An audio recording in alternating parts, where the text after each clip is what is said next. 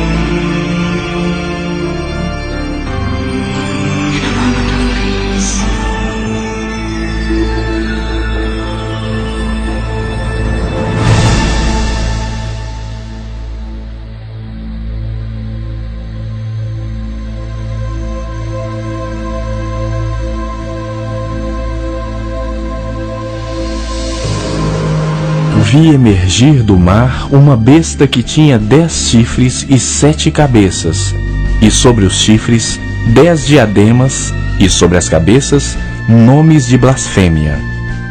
A besta que vi era semelhante a leopardo, com pés como de urso e boca como de leão.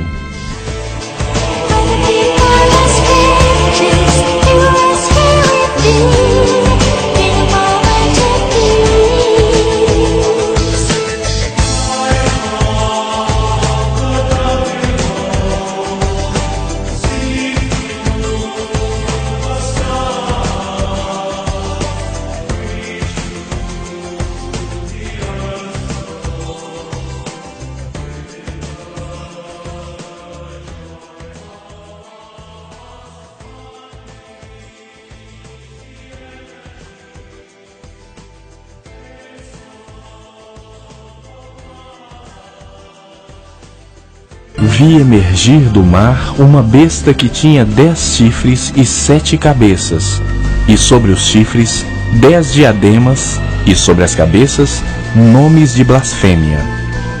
A besta que vi era semelhante a leopardo, com pés como de urso e boca como de leão. E deu-lhe o dragão o seu poder, o seu trono e grande autoridade. Então vi uma de suas cabeças como golpeada de morte, mas essa ferida mortal foi curada.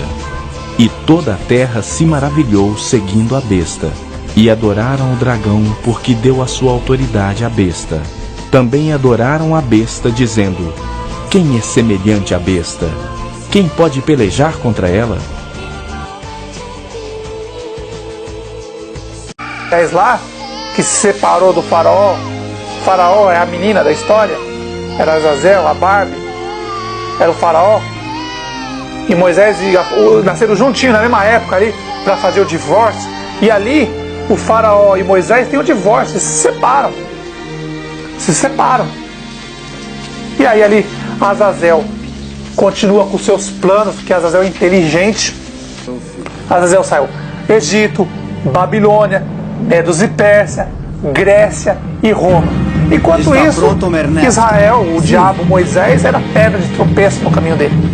E depois que Azazel conseguiu todo o domínio total do mundo, colocou Israel, o diabo, Satanás, Moisés aos pés dele, então teve controle total. Aí depois aparece o filhinho deles, né, Ismael, se rebelando e monta o sistema evangélico, maçônico, gospel. Mas, meus irmãos, a base é ali. Israel sendo Moisés, o diabo, Satanás é ele. Azazel usando o corpo dos imperadores.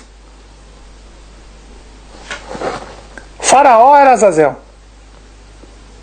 Era Azazel que controlava o faraó, assumiu o corpo do faraó. Nabucodonosor era Azazel, não tenha dúvida disso. Não tenha dúvida disso. Dario da Medos e Pérsia era Azazel. E os anjos deles, controlando tudo. Alexandre o Grande era Azazel, não tenha dúvida disso. César do Império Romano, todos Azazel. Ele ia trocando de corpos. Ficou velho, joga fora.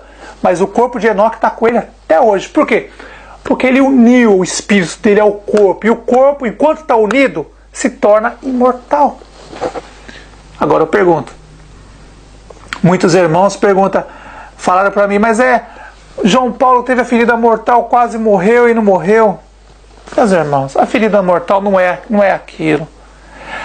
A ferida mortal é quando Moisés, Israel, o diabo Satanás, pegou o espírito dele, o Israel, assumiu o corpo de Moisés e ali tornou um corpo imortal. Ele curou a ferida mortal. Quando um anjo caído assume um corpo de um homem e decide fazer morada ali, a ferida mortal na hora é curada.